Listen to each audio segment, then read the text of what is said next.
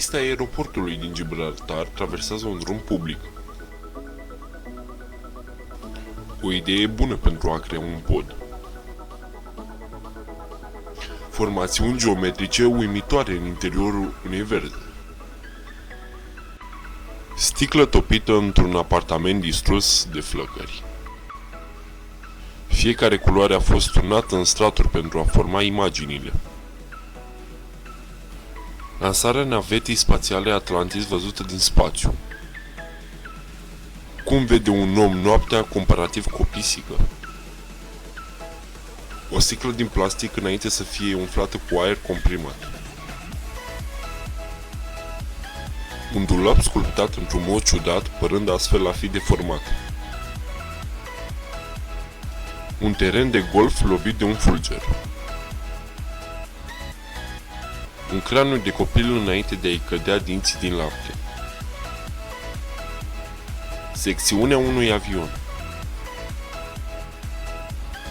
Aerogel, un material sintetic format din 99,9% aer. Monedele nu sunt lipite. Nor lenticular, nu ozene. Artistul Frank Gron gravează ouă, cu mai mult de 20.000 de găuri fiecare.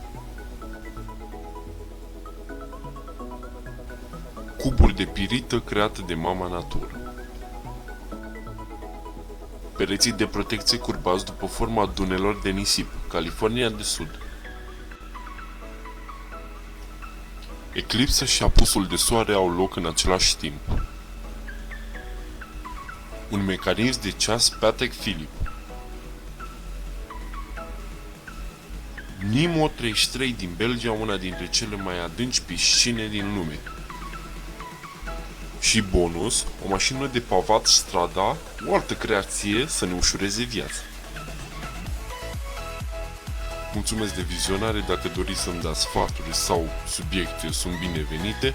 Dacă ți-a plăcut, dă-i like, subscribe dacă mai vrei, share să afle și prietenii voștri. Eu am fost Lumina Orizontului, pe altă dată.